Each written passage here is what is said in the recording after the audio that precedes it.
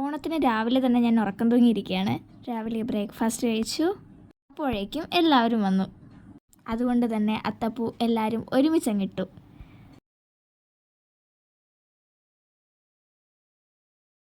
സെൻറ്ററിൽ ഞങ്ങളങ്ങനെ താമര വെച്ച് അത്തപ്പൂക്കളം ഒരുക്കുകയാണ്. ഫൈനലി ഞങ്ങളുടെ ചെറിയൊരു അത്തപ്പൂക്കളം ഇവിടെ റെഡി ആയിരിക്കുകയാണ്.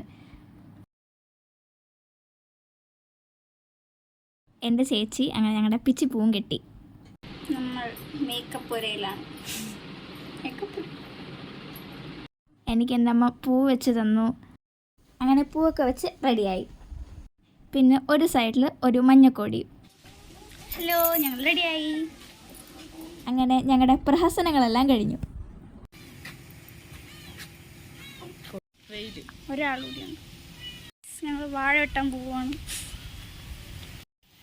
അവിടെ നിന്ന് ഞങ്ങൾ വാഴയില വെട്ടാൻ പോവുകയാണ്.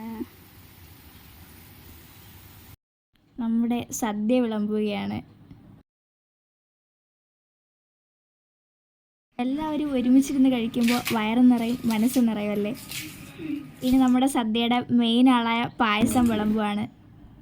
പാൽപ്പായസവും അടപ്പായസവും കൂടെ ചേർന്ന് സദ്യ ഗംഭീരമായി. യൂട്യൂബിലാണ്.